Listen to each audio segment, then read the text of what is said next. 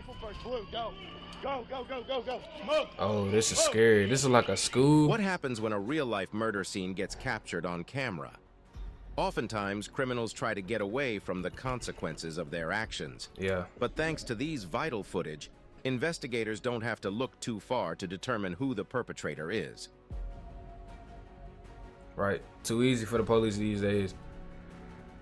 I ain't no police fan, but it is easy as hell. 15 murders that were actually caught on camera. From politicians who got killed live on TV to horrific murders caught on doorbell cameras.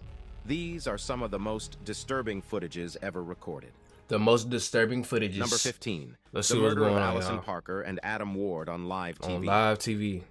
What's wilder than getting a murder on camera? Seeing it play out on live TV. The people of Roanoke, Virginia were treated to a gory scene on August 26, 2015, when reporter Allison Parker and cameraman Adam Ward were murdered as the WDBJ-7 station broadcast. Yeah. Parker had been interviewing Vicki Gardner, who was also injured in the shooting. The man behind the shooting was Vester Lee Flanagan, a former employee of the same TV station Parker and Ward worked at. But what? So y'all got the newsman out here killing folks. This nigga out here sliding, doing drills. Get back style, crazy. To such madness. Was there a motive behind this senseless This look killing? crazy, I ain't gonna lie. As soon as the news spread, people started coming out to confirm that indeed he was a man of questionable character. Apparently, the relationship between Flanagan and the victims wasn't your usual cordial colleague relationship. According to many others who had worked with Flanagan, he was a real hothead. His terrible personality even got him fired from other TV stations he had previously worked in California, Tallahassee, and Florida. By the time of this murder, Flanagan had amassed a mountain load of legal complaints arising from office disputes. But why did he have a personal beef with the duo that got murdered? Turns out Parker may have been the reason Flanagan was fired from WDB-7. You see, it seems both of them had had quite a rough experience, and Parker ended up reporting him to HR, which got him fired. However, Flanagan believes he's the victim here. According to him, this was a case of racism. He believed that everyone in the office picked on him because of his race. This man even supposedly made a 23-page manifesto. He claimed the murders were in response to the massacre of 9 African Americans in a church in Charleston, South Carolina. As the investigations continued, it was discovered that he even had a Facebook page opened under his pseudonym Bryce Williams, on which he posted several cryptic photos and the video of the gunman's point of view as he approached Parker and Ward. Damn. A nationwide manhunt was soon launched, and by 11:30 a.m. on the same day, Flanagan's car was spotted on Interstate 66. Same day. They tried to pull. See, that's what I'm saying. Niggas be doing stupid, crazy shit, killing people. Like they said, the same day.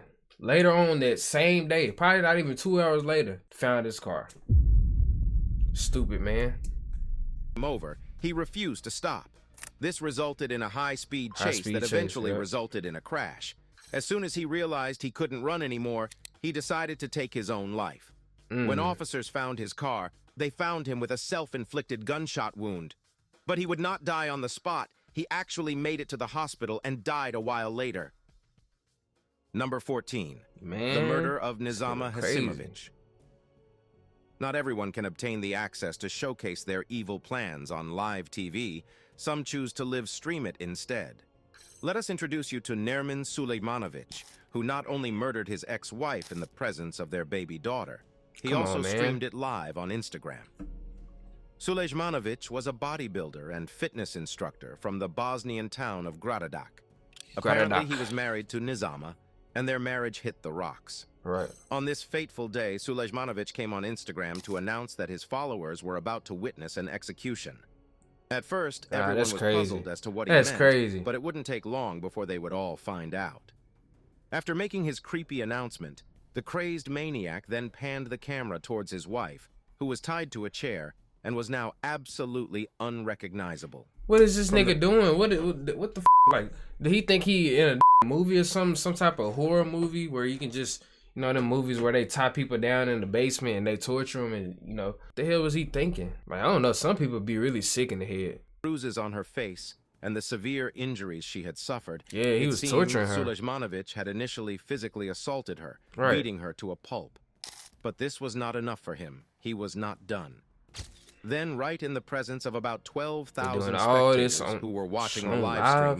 stream, Sulejmanovic pulled out a gun and shot his ex-wife right in the head. The Ah, shot rang loud, and come everybody on, was bro. left in absolute shock. You could hear the piercing screams of their little girl in the background. In the video, Sulejmanovic admitted that, Bro, that little girl is gonna be traumatized for the rest of her freaking life. Imagine witnessing your own mama tied down in a chair, getting abused, getting tortured, and then somebody point a gun to her head and just pull the trigger. Nah, bro, that's gotta be crazy. I know that, like, that little girl, her whole life is just the screwed up. reason he had chosen like, to yeah. callously end the life of his ex-wife was because she had kept his child from him for 8 days. But this man was not done killing Don't make people. sense. 8 days? He had more mayhem in mind. So he ran into the streets and started shooting sporadically. His murderous rampage Fucking ended in the killing of a man. father and his son, and a police officer innocent also father suffered and a his son. non-lethal injury. By the time the chase was over, the bodybuilder took his own life before he could be apprehended. Bro, and that's some Further coward shit, bro. That's coward. That's pure cowardness. Pisses me off. You gonna kill an innocent man and his son. Then on top of that, you gonna tie your wife down, beat her, torture her, and kill her in front of your daughter? Like, what are you doing? And you know you stronger than her. They say he was a bodybuilder. Come on, man. You niggas be taking advantage. I know I'm big too, but damn, I ain't gonna take advantage of it. Investigation into his person revealed that he was so much more than a bodybuilder. Yeah, As a monster. matter of fact, he had been arrested many times in the past, and for a wild assortment of crimes ranging from drug possession to smuggling to even attacking a police officer. It was even discovered that he was a member of an infamous gang that often caused rampage and mayhem in the area.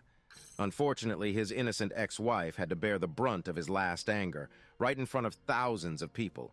But if you thought this story was tragic, wait until you see what comes next. Ooh, what's next? Number 13. That The DJ murder Khaled? of a K.A. Alright.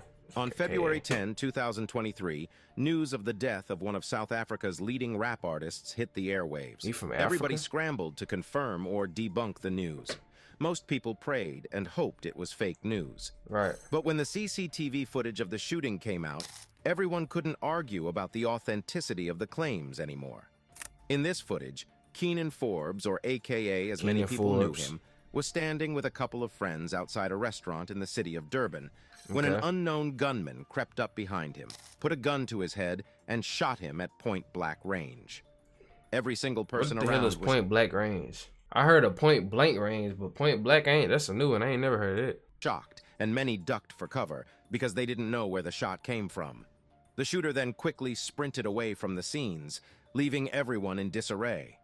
By the time the smoke had cleared, one of South Africa's hottest rappers was dead. But that's not all.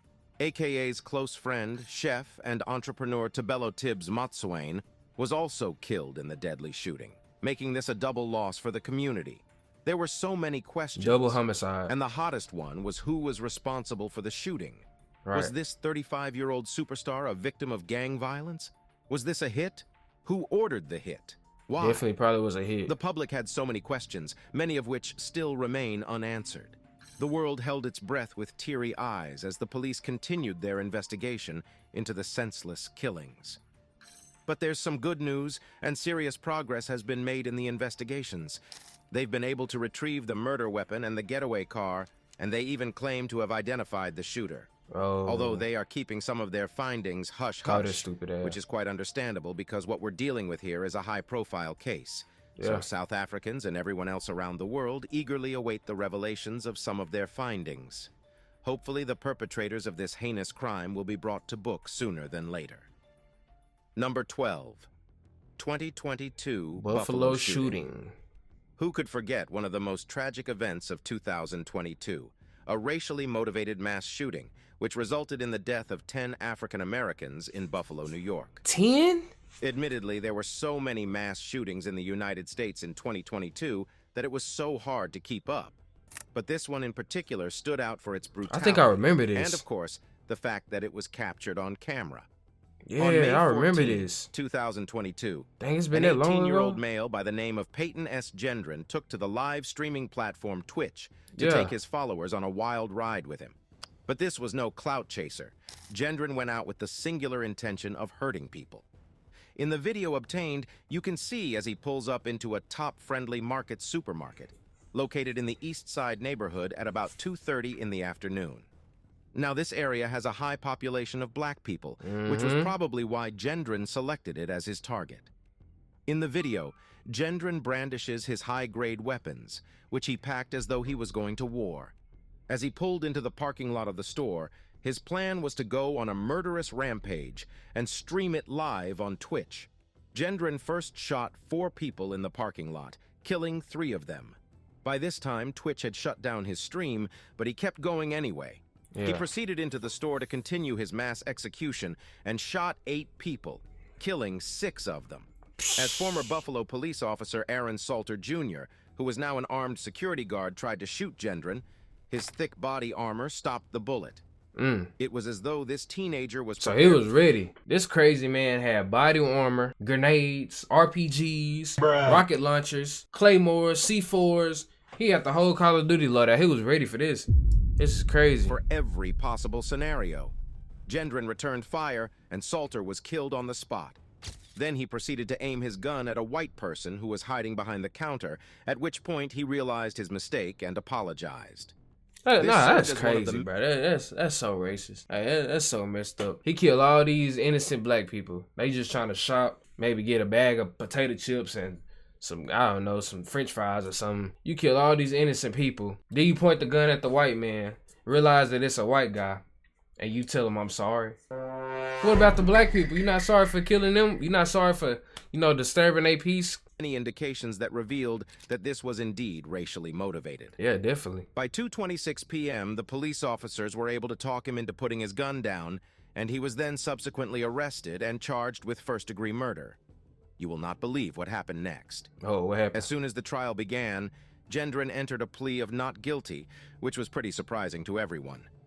Luckily, his gimmicks didn't work, not guilty? And even though his lawyers tried, he was found guilty of all the charges against him, including murder, domestic... Ain't no way this crazy-ass man just said he was not guilty of this. Man, I don't even know what to say, bro, because ain't no way. You thought you wasn't guilty of this? Terrorism and hate crimes. Gendron is currently serving 11 consecutive life sentences without the possibility of parole, 11. And the federal charges against him are still ongoing. Man. Number 11, Atiku Ahmed, shot dead on live TV. Atiku Ahmed was a former Indian MP who had been convicted of many crimes and was serving time in prison when he got murdered on April 15, 2023. To be honest, Atiku Ahmed was not really everybody's favorite person. He had his hands in almost every single illegal activity you could think of. From kidnappings to assault to murder, this guy did everything. For years, allegations had been piling up against him like a mountain, but he had the police in his pocket, so he often evaded facing the consequences. He was out here moving like actions. Osama bin Laden. But eventually, the long arms of the law caught up with him, and he was sentenced to life imprisonment. Woo. But it wasn't within the prison walls that life this sentence man a lost motherfucker. his life. On this fateful day, Atiku Ahmed and his brother Ashraf Ahmed were being escorted by the police outside of a hospital in Prayagraj, in the North Indian state of Uttar Pradesh. In case you're wondering how the shooters were able to carry out their mission, even with the heavy police presence, here's a breakdown of the events. The 3 men who were later identified as the shooters were 22-year-old Lavlesh Tiwari, 23-year-old Mohit Purani, he got killed by some Indian Kunar YNs. Maurya.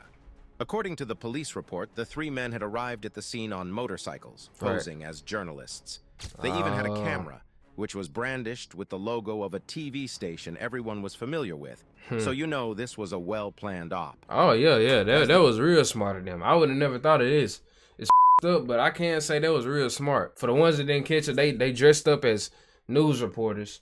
You know what I'm saying? They got their little cameras, you know what I'm saying? Got the interviews, got somebody holding the camera, other person holding the mic. Y'all know how it be when they do these crazy interviews. And I guess, they just pulled out the glitchy and switch cheese them. Shooters moved close to Ahmed and the police officers, pretending to interview the man and his brother Ashraf Ahmed, who fake also interview. lost his life in the shooting.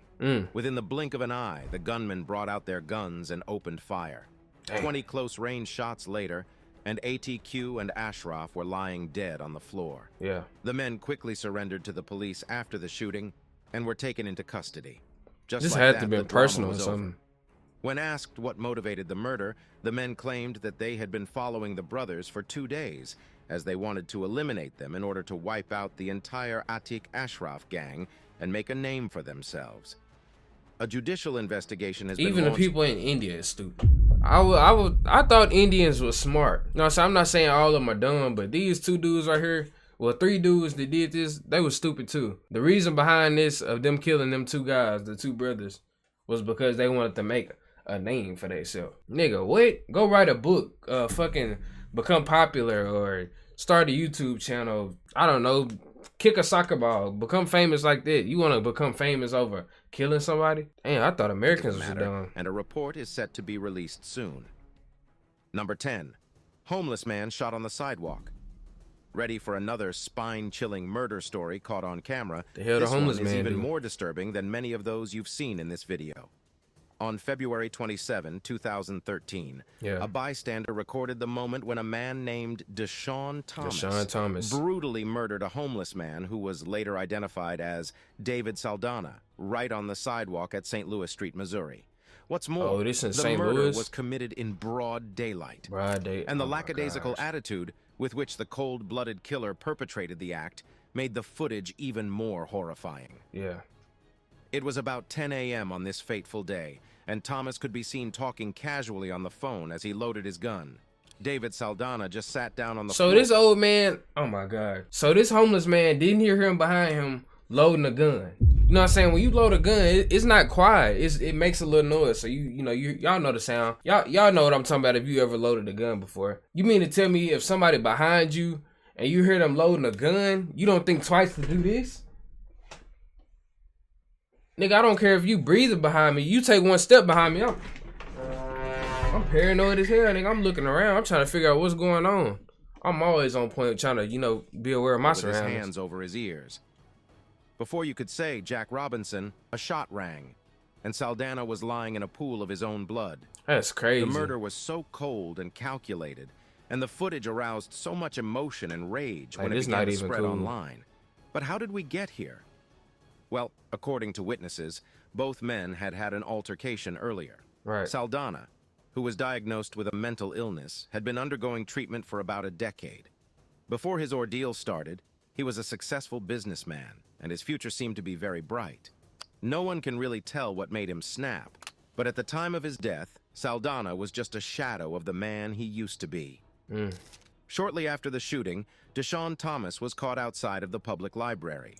Luckily for the police, they didn't have to do too much, as the murder weapon, along with the shell casing, was still in his possession. Nobody can really tell if the 2 men knew each other prior to the altercation, but according to locals, the area was a hotspot for shootings.